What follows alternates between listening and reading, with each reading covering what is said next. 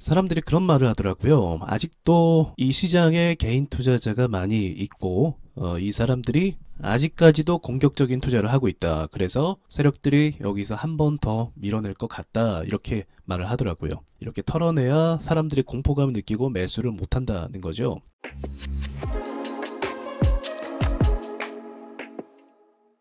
이렇게 털어내야 사람들이 공포감을 느끼고 매수를 못한다는 거죠. 근데 실제로 이건 그렇습니다. 주가가 하락을 하면 사람들이 공포 심리를 느껴서 이 떨어지는 순간에는 매수를 섣불리 못하게 됩니다. 그래서 참 웃긴 게 뭐냐면 이렇게 떨어지는 순간에 장중의 종목들을 보면요, 오히려 매수가 안 들어와서 세력들이 너무나 쉽게 올리는 그림이 나올 때가 많이 있어요. 최근에 제가 봤던 게 SK바이오사이언스가 그런 모양이었거든요. 굉장히 무겁고 올리기 힘든 주식인데 사람들이 공포 심리에 사로잡혔을 때 그걸 이용해서 올리더라고요. 그리고 나서 사람들이 다시 시장이 살아나나 해서 매수 들어오니까 어떻게 합니까? 그 뒤로는 올리지를 않고 있죠. 그래서 확실히 개인 투자자들이 겁을 많이 먹고 공포를 느끼면 시장이 올라가는 게 더 수월하고 종목들도 세력들도 자신들이 원하는 목표치까지 가격을 올리는 게 더 수월해지는 건 맞습니다. 자, 그런데요, 꼭 개미 털기가 밑으로만 가야만 털리지는 않아요. 어떤 식으로 보통 세력들이 많이 터냐면, 물론 하락을 이용하죠. 하락을 이용하고 저항까지 올렸다가 희망 고문 줬다 다시 밀어버리기, 이런 전략 굉장히 많이 사용합니다. 그 다음에 만약에 개미들이 그래도 안 나가요. 그럼 세력 입장에서 주구장창 턱 밑으로 밀어버릴 겁니까? 그러니까 여기서 한번 더 밀리면 뭐 여기까지도 갈 수 있다, 뭐 이렇게 얘기할 수도 있겠지만, 굳이 개미를 털기 위해서 이렇게까지 극단적으로 밀어낼 필요가 있는가? 제가 봤을 땐 그럴 필요는 없다는 거죠. 이유는 간단합니다. 이유는 여기서 밑으로 굳이 보내지 않고 그냥 옆으로만 한 3개월 정도 6개월 정도 보내면요, 개인 투자자들은 극심한 고통에 빠지게 됩니다. 지금 모두가 대부분 생각하는 게 조금만 올라오면 내가 어느 정도 원금을 찾고 나가겠다, 이 마인드일 거예요. 왜냐면 지금 경제 침체다, 그리고 경기가 좋지 않다, 금리가 오른다, 이런 식으로 부정적인 여론이 조성되고 있는데 이 상황에서 주식을 계속적으로 한다라는 것 자체가 쉽지 않은 도전인 거죠. 그래서 어지간하면 반등이 나올 때 빠져나와야겠다. 그리고 저도 그걸 추천을 드리긴 하고요. 다들 그 생각을 가지고 있을 텐데, 만약에 세력이 여기서 내리지 않더라도 희망 고문을 주면서 옆으로만 보합을 질질 끌고 가고, 그리고 언론에서는 뭐라고 이야기합니까? 경기 침체를 계속적으로 보도하면서 이야기하면 주식을 들고 있는 사람들이 주가가 내려가지 않더라도요, 압박을 받게 됩니다. 여기까지는 언론의 역할이 크게 없었다고 한다면, 최근 한 2, 3개월 정도는 언론이 가세해서 증시의 하방 압력을 계속적으로 밀어놓고 있었어요. 자, 그럼 여기서 이제 이 다음에 어떤 일이 일어나는지 말씀을 드리자고 하면, 자, 여러분 이제 지인분들이요, 서서히 주식을 그만두는 사람들이 나오게 될 겁니다. 하나 둘씩. 그러면서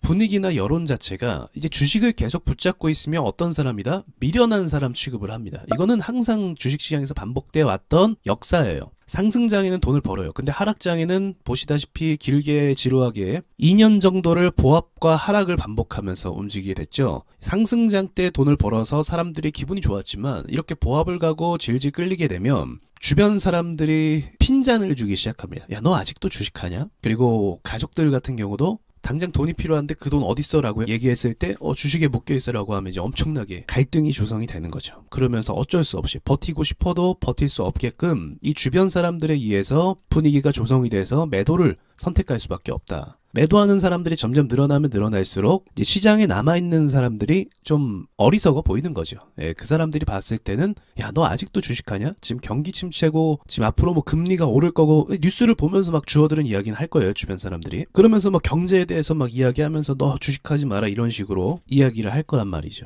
그래서 어떻게 됩니까? 자연스럽게 주식하는 사람들이 나가 떨어지게 되고, 일단 기본적으로 신규 자금이 유입되지 않아요. 이게 좀 커요. 주식은 결국 누군가가 매물을 받아주고 신규 유입이 돼야 되잖아요. 근데 신규 유입이 앞으로 더 되지 않는다라는 전제가 된다고 하면 시장이 곧바로 살아나기 힘들고 분위기상 계속적으로 압력을 받게 되는 거죠. 그러니까 지금 주식이 밑으로 꼭 떨어져서 개미 털리는 것뿐만이 아니라 옆으로 가면은 여기서부터도 개미들이 많이 나갈 수밖에 없다. 그래서 가능하면 이 상황까지 가지 않고 V자 반등으로 가는 게 사실 제일 좋은데, 이미 언론에서 뭐 내년까지 경기 침체다 이런 식으로 좀 보도를 하는 거 보니까 사람들에게 그 압박과 압력을 넣으려고 작정을 한 것 같습니다. 그래서 여러분께 좀 드리고 싶은 이야기가, 하락할 것에 대한 걱정보다는 이제 옆으로 가는 것만으로도 굉장히 큰 고통이기 때문에 이 부분은 어떻게 잘 버틸 수 있을까, 그거를 좀 전략적으로 구상을 하셔야 됩니다. 반등을 좀 줄 때 현금 비중을 좀 가져가게 되면 이 보합으로 가는 거를 좀 어느 정도 버틸 수 있어요. 근데 계속적으로 비중을 크게 들어간 상태에서